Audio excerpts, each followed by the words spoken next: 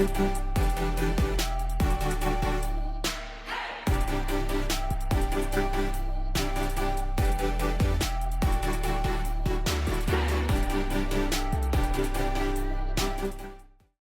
I'm Gwen Right. And I'm Deonta B. And we want to welcome you to Gwen's Business Corner with Deonta B. So, y'all, we're at the end of the year, and it's almost tax time. But, you know, it's been a lot of noise in the tax industry, right? Very much People so. being a little confused on how to operate a tax business. And it's a lot of different people, a lot of different folks on came into the tax industry. And so, this is a special show for us. Because if you don't know, we are tax pros as well. And we wanted to just cut through some of the noise and really give out some good information in reference to what's the real, you know, about the industry. And some information like if you're watching this, especially if you're new in the industry, then, you know, you get some sound, I call it sound advice. But we're going to keep it real with you. Right, and we want to make sure that you get the misinformation turned to clear information. Okay, girl. All right, so our panel of guests, we're going to let them introduce themselves. So we'll start right here. Hey, Scott, my name is Doniel Lovely. I've been in the industry for about a decade now. And I'm the bridge between your new people and a lot of the seasoned people, so I actually give you the real advice in the tax industry. I'm Eboni. I've been in the business for a decade as well. And I pride myself on being one of the people who understands the young and the old as well. Hey, my name is Garrett, a.k.a. the tax coach of Garrett Consultants. I have been in the industry well over 30 years. I am a seasoned veteran. I have trained well over 1,000 tax professionals over the years, so I like to bridge the gap just like my co-hosts. Okay. We love it. So we got some years up here on the. When you add us in there, we almost at about 50. We had 50, 60 years up here. Absolutely. Oh, we over that because We over that. I think I've been in 20, and you've been in how long? You been Going on 16. Going on 16. So yeah, we got Old folks age. Let's go.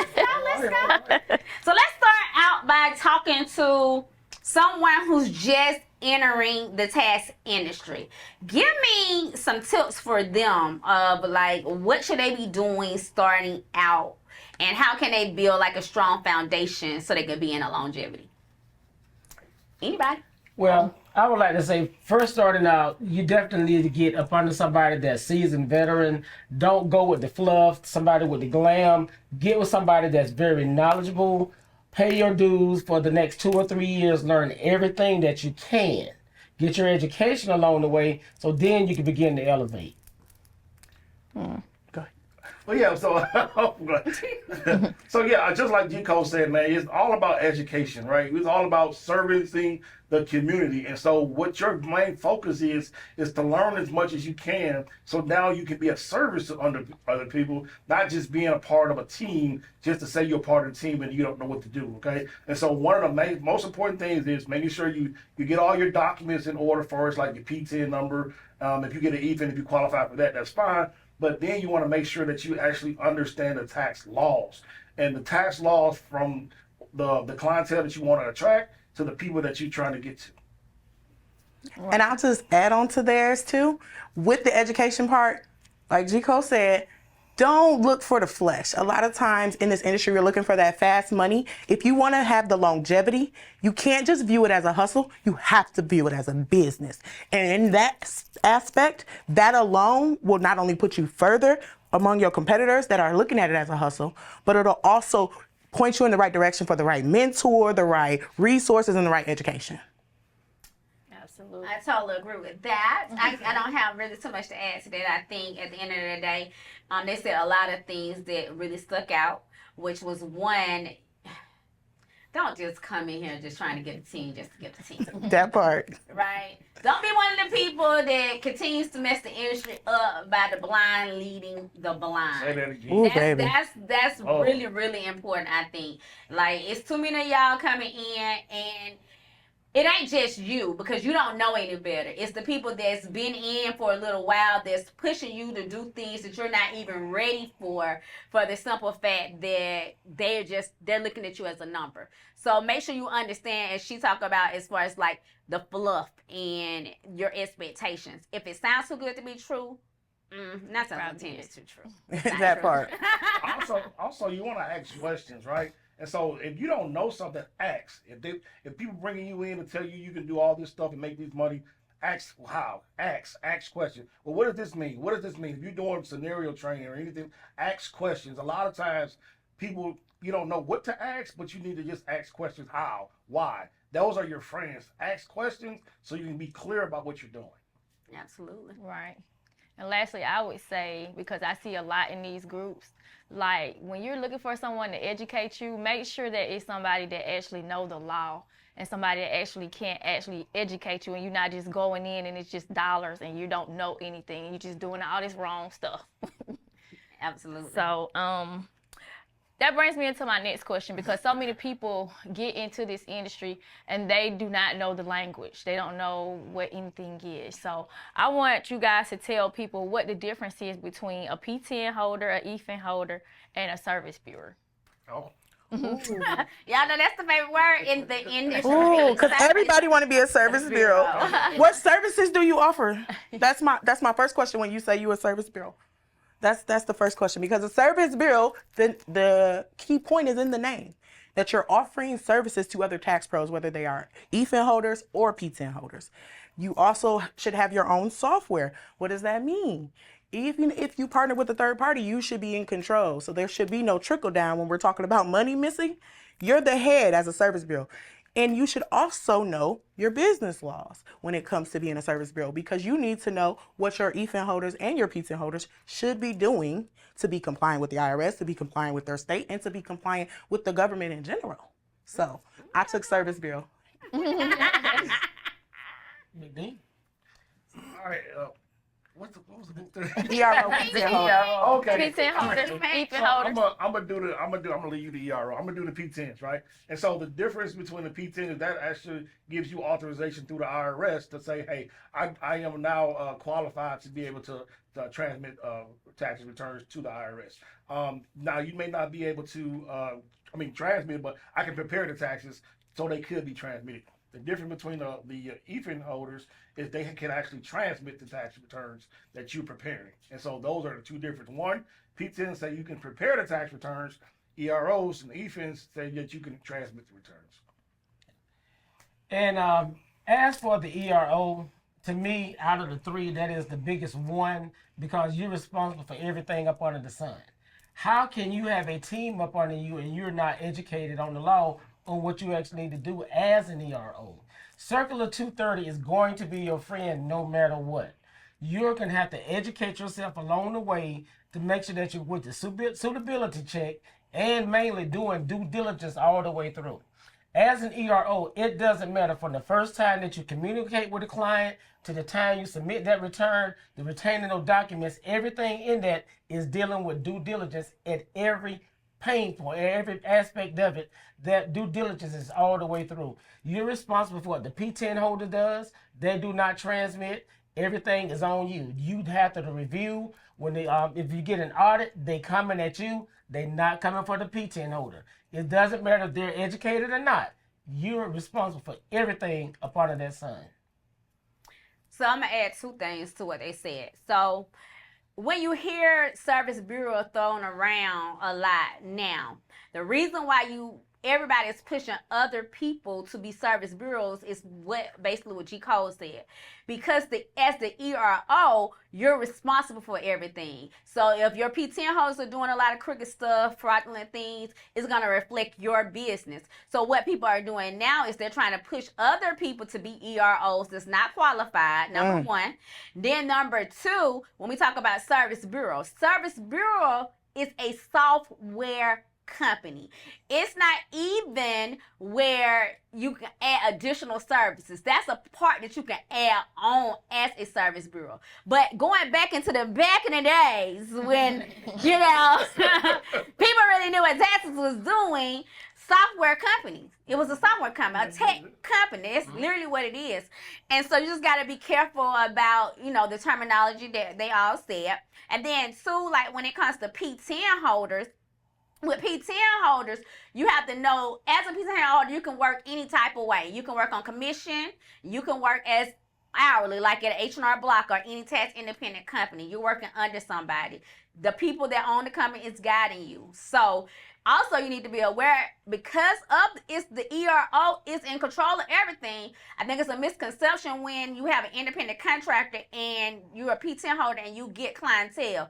Of course it's your clientele. You went out there and got it. But once it goes under that ERO umbrella, ultimately it belongs to the ERO. So y'all need to keep that in mind. Unless you have somewhere in the agreement where those clients actually belong to you, those clients are up for grabs if you leave that ERO. I just wanted to add that. Absolutely. All right, so let's go into talking about that, right? We're talking about service bureaus, but the word that's loosely used in our industry right now is coaching and mentorship. Right? Everybody's a coach. Everybody. Everybody's a coach, and if they got a service bureau, now they coaching, not knowing that a service bureau, you don't even got to know how to do taxes. So now That part. they're coaching, right? So let's talk about what are some qualities you should be looking for if you're looking for a coach. And for my seasoned tax pros, it's okay for you to get a coach too.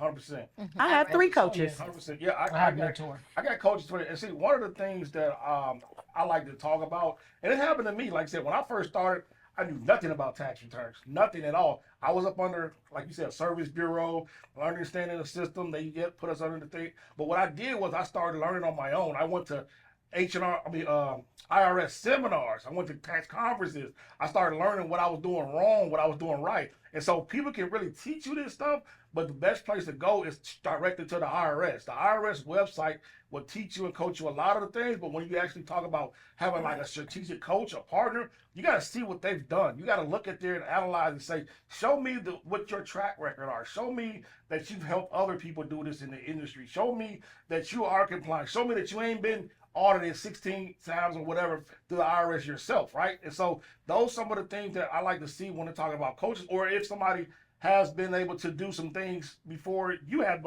been able to do some things, they can teach you how to avoid being audited. They can teach you how to avoid from getting fines, like all these things that you can avoid when it actually comes to the industry. So, and plus another thing, I'm sorry, y'all, you got to spend some money. Right? People are not doing this stuff for free. Okay? And so you have to be able to invest in yourself so that now you can actually catapult your business to the next level. It helps me, and I guess it helps a lot of these other people as well when it comes to investing in yourself. Mentorships, coaching, conferences, events. We've all met at events and conferences. Why? Because we've been in the industry trying to educate and advance ourselves. The law changes so much that you can't know everything. Absolutely. And so you have to be able to invest in yourself. You have to be able to invest in other people. And the best way to do it is get with somebody that knows something. And it's a write-off. There you go. It's definitely a write-off. Just saying. Maybe my bill is high. What I will say when it comes to mentorship and coaching is, just like Doniel said, you can't know everything. So the best coaches and mentorships to me are ones that not only give you resources, but they also show you outside trainings and people to look into, because it can't be a one-size-fit-all type of mentorship. That's never going to work for everybody. Nobody's life is 100% the same. So me personally as a coach, I try to make sure I always have resources. If I don't know an answer, I have my own mentor that I can come to, which he's here today. Oh, wow, which one? Said. Oh, I didn't know that. and he's a CPA, so something I don't aspire to be, but your mentor should have a mentor, and that mentor should have more years and experience and knowledge, right, and resources. That's just my take on it. So make sure you vet your people. That's Okay, the biggest thing. Exactly. Okay, so what's the difference between a tax coach and mentorship? Because it's been so thrown around out there, we don't know what's what anymore. Right. And so a coach is going to help solve the problems to get you, like Doniel said, and helping with the tax knowledge. They're going to help you cut the curve. help you stay in compliant. A mentor, you truly paying for their experience to get you there faster. Absolutely. They have made all the mistakes. They have went through the pain points. They have went through the rubble and everything, the rubbish. They have went through down through there. So you're paying to avoid to get from point A all the way to Z without making these mistakes and help catapult you along the way. And as they said, every mentor has a mentor, and like Doniel said, everything costs. No one is going to give you their time and they experience 15, 20, 30 years of experience for nothing. Let's be honest. What are you going to get for $500 and what do you actually expect for $500? Absolutely. Let's keep it real. So I've paid $10,000 for mentorship. But guess what? That 10 definitely have brought me well over $600,000-$700,000 over the years. So it's about your initial investment on where you want to go. You can crawl before you walk. But like I say, some of these programs, $2,000, $3,000, $5,000, everybody got different price points. But it's about the results you're going to receive in the end over the years, not immediately. If you spend $2,000 and it's increased your revenue by $5,000, you're ahead. You take that $5,000, make it 10, then make it 20, then make it 30. What are you gaining over the next 15 to 20 years? So be very careful, like Doniel said, interview them. Put them on the spot. You need references. You need to see. Evaluate your people. Just how call somebody say, I'm a coach. Do your homework. There's a panel of experts all the way around here. You need to follow the trail. That's the only thing you got to do. Take your time, follow the trail, and you find out who is who. And can I just add, a coach and a mentor can give you the blueprint, but they can't give you the drive, the motivation, the mindset. Those are things that you have to have in yourself. So a lot of times, even a good coach can't put you where you need to be if you're not ready. Absolutely. So no matter how much money you have, it's got to be in you. Mm-hmm. It can't be on you, okay?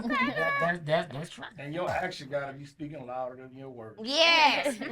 You got to take the action. And when you actually, like you said, when you actually getting coached, you got to actually do the work, right? And they telling you A, B, C need to be done by next week. Well, my child did. He's sick. My car. Of the coach coaching you, right? Mm-hmm. Basketball coaches always tell me, I can show you how to do the push-up, but can't push up for you. So that part, we can show you how to get to the money. We can't make it for you. So that's the best way. I would like to add one last thing. Everybody is not your coach. People come to me for mentorship or coach. I'm not that person. I haven't got to send you somewhere where you can get that help. Mm-hmm. I had someone to come through my coaching program twice. Why are you back again? Now she was someone else. I called that person and said, get in her ass. Mm-hmm. I said, get in her ass, make her do the work. Mm-hmm. Now she's elevating. So I wasn't the right person for her. Yep. But the other person she with is. So some people can motivate you better than others. Absolutely. Right. And if your coach is offering you quick success, me personally, it don't work like that. Like 10 years is an overnight success. That's the average. So when they talk about overnight success, like we just had Jake Paul? He was a TikToker since 13 or something? Now he done made 40 million, right? So it's like you gotta do the work, and it's gonna take the time. When they're promising that quick success, it's a hustle and there's no longevity. Absolutely. No, go ahead. And then you gotta also watch a lot of people that's selling these courses about can get you 100,000, and what they're really doing is making money off the courses that they're selling you. They haven't really done the work. They haven't really built the stamina and actually executing the things that they execute. And so understand, okay, well, what am I doing, or what is this person doing really selling me? And if it's just telling you just lifestyle things, then it may work for that person, but it may not work for your personality or what you're trying to do, right? Mm-hmm. Some people are more introverted, or some people more outtroverted. So an outroverted person can't teach you how to be more outroverted. That's not what you're trying to do, right? Like Cole said, you got to make sure that you got the right coach that's within inside you. Just go down their Facebook page the past 10 years, they'll tell a whole lot of the story. Or if they ain't got a business page, if they ain't got a business page, or they just started one in the last year or so. Right. So my question for you guys would be, because we hear about this a lot, virtual or storefront, how did you guys start out, and what have been the advantages and disadvantages from then until now with the shift? I'm gonna do this one because it happened to me, right? And so when I first got into the industry, we didn't even do storefront. We did what's called satellite locations, right? And what that was, it was just like going into like, you know how Walmart or going to the check cashing places and set up stations, partner with them. And then that was the location. So I had all on the south side, the north side, things like that. I had 30 something check cashing places and 20 cell phone places. So that's where we started out from that perspective. But I did get my storefront, and then when the pandemic hit, everybody moved over to virtual. So I've been virtual ever since. And then it's kind of twofold. Like me personally, I like being in the office sometimes, but then I didn't like to have the overhead for it. And so it's like a catch-22 for me. But a lot of my clients, I can do a lot of their stuff virtually. They're good to go, and we don't have to really spend a lot of time chitty chatting a lot. So, but some people like to chit chat and like to come in here like Gwen. I come in Gwen office all day, you know. You know? Where the fridge at? Right. So that's kind of how I view it. I'm a storefront girly. I wasn't. So I'm not originally from Georgia. I'm originally from Detroit, Michigan. So the majority of my clientele is still back home. So pandemic, like you said, pandemic hit. Fun fact, I actually opened up my first storefront in 2019. Then pandemic hit for 2020, and we was trying to slide through, and we was like, nope, can't do it. Right. Then we doubled back 2021 with the storefront, and again, it was still hit or miss because like I was up north with it. I didn't even have one down here. In 2022, I got my location here, and I still have my one in Detroit. And like you said, the overhead sometimes is an issue, but at the same time, I'm a tax strategist, and I find a way to keep the doors open. I do that for my team. Baby, here's how you keep money flowing all year round. Here's the skills you need. Here are the connects I have. That's me as a mentor. Like I said, I'm heavy on resources. If I have it, I'ma give it. And so for me, I love my storefront. I have 4 small kids, and I gotta go in the office. I gotta focus. I got to. Like, baby, if you ain't never stayed home with a toddler, it'll make you go get a job, okay? Especially these new ones, okay? So, storefront all day. And now we have 4 this year. Good. Hey. I'm pray for you. Storefront. Exactly. Please. So, storefront versus virtual. When I started out, of course, it was library. Go to the library to get the book. Get to the mail. I'm going old school. Say your age without saying your age. Show the age. But of course, back in the day it was storefront, and so you got the storefront, and I have 6 different locations in 2 different states at one time.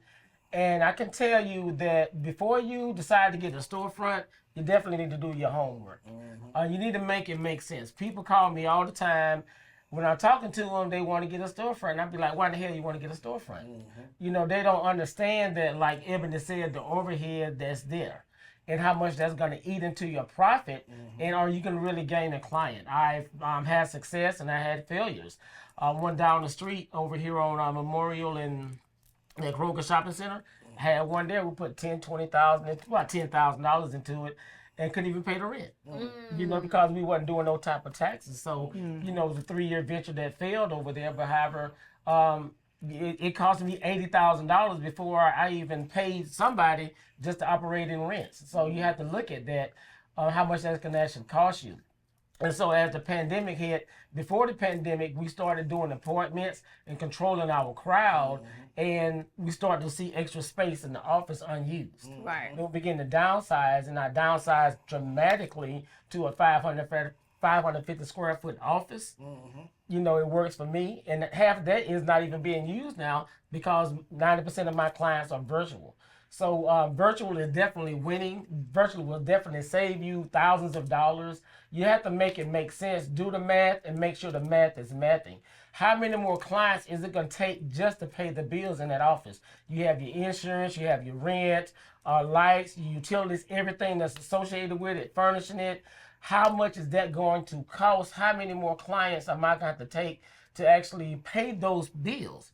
And does it make sense at the end of the day? Yeah, and I'm gonna piggyback on Cole because one of the things I had to learn, and this started happening now, which we have co-working spaces right now. So it's a major saving. You still get the aesthetics of the office space without all the overhead, but you still get, like say, you get the lights already come with it, internet comes with it. You know, you get a office, a reception. Like a lot of these co-working spaces that you see out here, you have access. You can get access to for a couple $100 a month, right? And so, if you really want a storefront or something that is similar to that without the overhead, a co-working space. That's what I have in Lawrenceville is a co-working space right on the main road, and where people can actually come in and schedule appointments. And that's the only time I go in, and they see the office and wild and all that kind of stuff. So, I think that could be a solution for people that's financially, strapped when they try to go to storefront versus virtual. Definitely a bridge. So I'm gonna just talk briefly on it and then go to the next question. But so for me, I have 2 storefronts. So we have one here, we have one in Columbus. Now for me, especially if you like after the pandemic, virtual just is better if that's what you've been doing. Like a lot of people jumping up against storefronts, and a lot of times we get some of these shiny objects because it make us feel like we are a boss until you have to pay the rent. So for a majority, and I'm just being 100 transparent, for the majority of my career, and I've been owning my business for 18 years, we only used to be in here from January to April. You wouldn't see us after that unless you had an appointment, and we be on vacations and stuff, so we weren't doing too many appointments. Right. So I wasted a lot of money over these years just having a storefront. Now, my recommendation, if you do a storefront, you need to make sure that your business set up as a year-round business, meaning that you got additional services that you can offer to have your business open year-round. And doing taxes might not just be that thing, because you got to make sure you can get those clients. You want to add something that's of value that you know that you can continuously get revenue from, like bookkeeping, like insurance, maybe even credit repair, or like what we've started, we have in our location up here is we have like a drug testing center now. So we have a reason to have the business open, but you just need to make it make sense. I would never get away from a storefront because that's how I started. We still have clients that would prefer to come in, even if it's just for them to drop off versus virtual. Plus, we have about 25% of our clientele that's older people that don't do nothing with the internet. So you got to evaluate what your clientele look like to determine which way you want to go. But there's no right or wrong. Just know, like, a storefront costs a lot of money. Okay? Yeah. Unless you be like, it costs a lot of money. So let's get on the topic. This is my favorite topic. Due diligence. Right? So we in December, and we know that a lot of letters went out between September, and they're still coming out.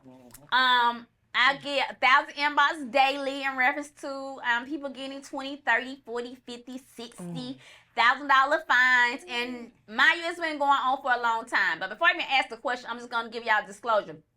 Our business been through it a whole lot of times, okay? We've been through it 7 times, okay? We have 7 times, and we kind of been favored.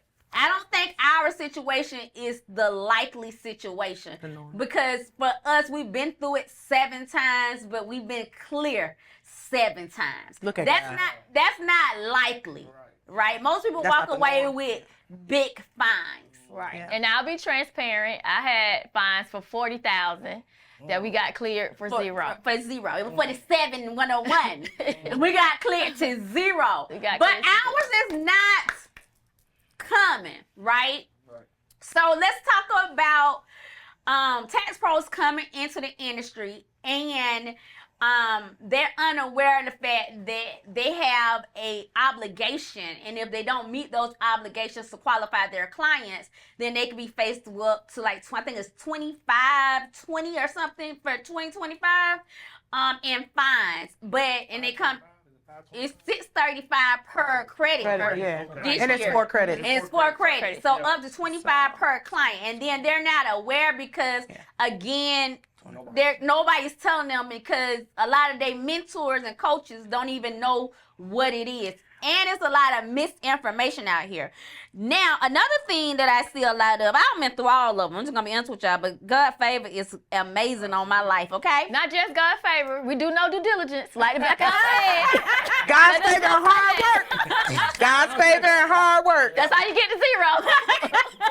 Thank you. Make sure you say that, okay? Make sure we say But that. what I'm seeing a lot of with people is there's a whole lot of criminal investigations going on out here, Yes. right? Right. So get some insight on, and I don't know if any of y'all actually been through it or any of them bank audits. Give your insight or your input or some suggestions you'll give to some tax pros in reference to all three. My biggest one is, though this is fast money and it is a hustle, treat it as a business from start to finish, and you will save yourself a lot of time and money, because when you are a business owner and not a hustler, you do things in a different limelight. And like Miss Gwen said, everybody wants to be the boss, so it's time to pay the rent. Now we looking around at each other. I thought you were the boss. So treat it like a business, even when you think it's just a hustle. That's my biggest advice. My thing is 3 letters, CYA. Okay. Cover your ass. Every time. Every time. So what I mean by that is when clients come in and say, well, do what you do. They could be people that's hired to watch you. They have had a from foremans come in that to say, hey, you got this on your last tax return. Where you get this money from? You got to pay, all this PPP stuff and EIDL and all this kind of stuff. I had a lot of clients come in there. IRS say, hey, if you go in here this year and do ABC, we're going to wipe your slate clean. Your client, a favorite client, they come in there every year and you doing them the hookup. This time they got a wire on them, right? This time they recorded what you're saying. You're not asking the questions that you're supposed to ask. Right. Oh, they just giving you papers without even having a business plan or anything. You're doing a lot of Schedule C's. You're not asking about profit and loss statements or receipts or any of this stuff. Now you just got yourself caught up with an IRS audit that now they got you on camera. You got to call Josie or somebody like that to try to come help you, and you're gonna pay $25,000 to $30,000 just to try to get $600. Make it make sense, right? Mm-hmm. Cover yourself, man, because you got to document everything, ask questions about everything. You're gonna be like the IRS auditor when you sit down there, putting this information in, determining if they qualify or they don't qualify for these type of deductions or expenses or whatever it is. Yeah, you don't qualify for this year. Let me show you how to qualify for next year. Things like that you can educate people on, but cover your butt. If they don't have documents, it ain't going on the form. I don't know what to tell you. Due diligence, due diligence, due diligence. The only person can stop due diligence is God. Right. Be ready when it comes. And there's nothing that you can do up under the sun. You can do everything right. Absolutely. And see, what people fail to realize, sometimes with due diligence, it's at random. Mm-hmm. They have to get numbers. Let's go see what Eboni over here, see what she's doing. She's not on our radar. But however, what are the statistics that if we audit her, how she'll turn out at random? And a lot of these are triggers. Earned income credit, child tax credit, additional child tax credit, head of household credit, and American Opportunity credits, if I miss one, or amongst the due diligence credits. And with these credits, those I call them the hot credits. I call them hot. Those are hot credits. Yes. The reason why? Because they are refundable. Who gets the refundable? The lower income. That's money out from the revenue from the IRS to the taxpayers, and those are the most abused credits. I know Gwen, I know both of you all do a great job at educating. I would like to thank y'all and commend y'all for actually educating people out there in the industry. Absolutely. Because it's needed. It's not one person, it's not 10 people, it's all of us combined collectively. Right. Because you can't get to 1 million people by yourself. It takes all of us working just like this panel here to bring the knowledge. But with due diligence, you definitely have to educate yourself with that circle of 230. Get into it. Don't be software dependent. You're gonna fail. Absolutely. You have to ask additional probing questions. Just like when I teach in class, I would teach and I didn't even realize, I said, damn, we're the welfare folks. You gotta ask every single question, just like the welfare and the food stamps folks. Absolutely. You have to ask every single question. Not only that, you have to document. That's what people fail to do. Yep. You can have it could be, you can have 300 single moms with their children that work W-2 jobs, and you still fail that due diligence audits because you failed to document and ask additional questions. Exactly.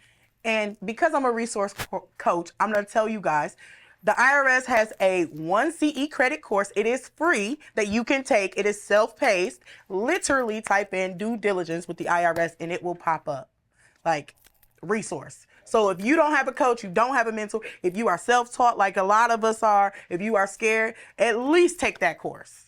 Because it's going to give you a whole lot more insight into due diligence and what the IRS is expecting of you, no matter if you're a PTIN holder, EFIN holder, or a Service Bureau.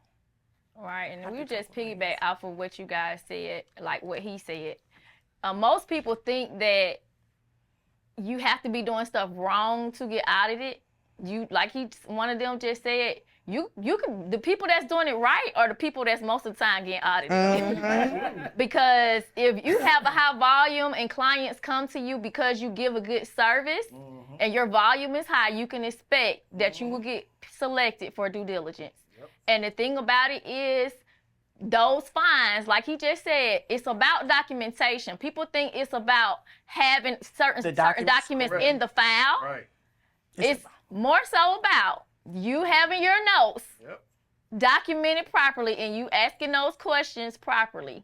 And that's something why we really wanted to have this panel too, because it's so much, we see so much in these groups, all these different groups telling people the wrong information, and then when you get audited, you got to be trying to find somebody, and some of you think you need a lawyer. Don't get me on that. And you pay this $25,000, and these lawyers don't even know some of these things, that you got to go and find somebody that actually knows the law and knows about due diligence, because it's one of the most important things when you, like we just talked about, when you see people talking about, I can get you $100,000. Well, what they don't tell you, when they get you this $100,000, you can be on the fine for $100,000, and you just got the zero. Okay, real quick. Well, negative, because you probably paid them too, so negative. Yeah, I would actually like to share an experience that happened back in 2013 to 2014. We was filing taxes and the phone rang, six desk in the office, no one in there, and they asked for the gentleman. Of course, it was a European man on the phone on the other line, and it was the IRS. And he asked for the gentleman to answer the phone. And so he said that he had a possible due diligence violation, the PTIN things that came out back in the day. And he went to the computer, they went through 4 returns, and he said he would continue to monitor the PTIN. I'm like, oh, shit, So he said that he had filed a high number of returns. It was the second week of tax season. We only filed 22 returns. Right. Only 22 returns. We still had over 1,300 returns to file. So that goes to show you don't have to do a whole lot. I said to someone last year, called me, helped her through an audit. She had 25, of course, 25 files. Guess how many returns she had filed? 25? 52. She only had 52 returns filed. Oh, but this is the thing. Good point. Because first of all, it's a standardized thing. Right. Like, it's just like if the state board coming into the beauty shop to check if you in compliance. It's the same thing when it comes to due diligence. But this is what the thing is. What type of returns are you finding? Because if it's 52, what those 52 look like? You see what I'm saying? I already know it. So was it 52 that all 52 of them got Schedule C's and they rolled off a big loss, right, on every single one of them? Right. You got to be careful about what you're actually filing. And what people don't know, because I promise you, we done been through every one of them. I think I had somebody call me one of those years about the same thing. And it's like, if your business, like when you first start sending returns out and you don't send so many returns and a great majority of your returns is a certain way, got so many EIC, got so much American Opportunity Credit, got so many Schedule C's, then yeah, they can do, because they have preseason things, or is it postseason? Pre or postseason things where, and when the beginning of the season start, they're coming now to see what you've already sent to see whether or not you're in compliance. And they've got so bad now that they actually come and do educational visits. That's what I'm supposed That's to what Right. I'm gonna say. Education- They Educational now not. come in and do They call education at the beginning of the tax season. Yeah. Yeah. So it's a lot going on, but you just got to be real in the know in reference to making sure that you really truly take it serious. And like Eboni said, it is a due diligence training online, but this is the thing, right? The IRS don't even teach you to be prepared for them. No. You hear what I'm saying? They don't Like even pop quiz. teach you to be prepared for them. And then the last thing is understand that just because you got fined don't mean that you're supposed to have those fines. That part. Right. Say it again. Right? Don't mean you have to have those fines because they tried to fine her $47,000. Right. But what if we just said, okay, we just gonna take this, right? Then she would have been paying $47,000. That's why it's important. Again, when you choose a mentor, because I'm her mentor, we work together, we both got together, we get it in the And they hood. try to find you too. They Yeah, try to find both of us. They tried to find, but Yeah. So we both got them to zero. Right. And at the end of the day, it's that thing to where you gotta make sure that you know the law. Because had we not knew the law and we did not know how to do taxes, then they would just got us. Mm-hmm. That's why it's very important for you to find a solid, knowledgeable mentor. It ain't about how long they've been in the game. Right. It's about the experience that they have and the knowledge of what they've actually learned. Right. And what they're willing to share with you. That part. Yeah, because most people ain't willing to share what we just shared. Yeah, they won't tell you. They won't tell you they got audited 5 times. They be like, But we need a part 2, Jesus. We need you to know this. We're telling you because we need you to know this stuff. We need a part 2. So we're getting ready to wrap it up. But before we leave, I want y'all to tell them how they can find you all if they need y'all services. Oh, absolutely. So I'm the owner of Refund Tax Solutions. So you can do me on Refund Tax Solution on Facebook, Instagram, and TikTok. And so my name is Doniel. Love me on all those platforms as well. my name's Eboni Coons on all platforms. My company is ATM Tax Pro Solutions. And that is our name across TikTok, Facebook, Instagram, LinkedIn, Twitter, and every other Threads platform that they have. I'm Garrett Cole. Several businesses, Cole and Grogan Accounting, here in Stone Mountain, Georgia. Garrett Cole Consultants, just to name a few. You can find me on Facebook. Follow my personal page. That's where you'll find all the information at. On not TikTok. I need to be on TikTok. On Instagram is _tax_coach. The tax coach was taken, but I had to put it out there. But that's how you definitely can find me.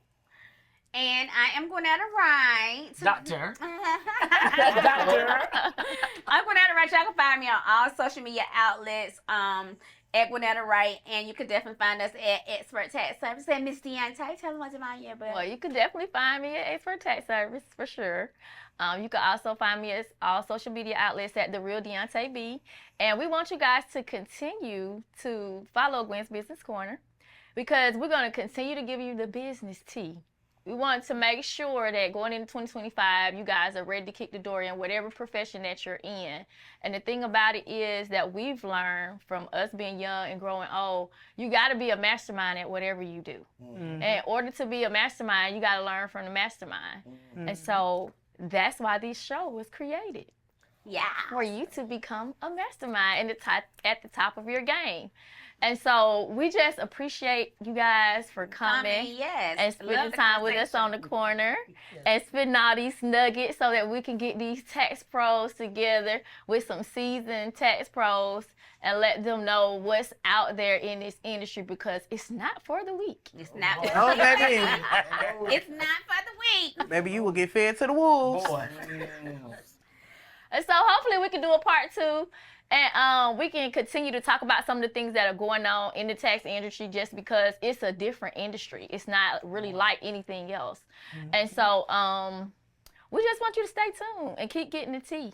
And this is Gwen's Business Corner with Deonta B. And we'll see you next time. Peace.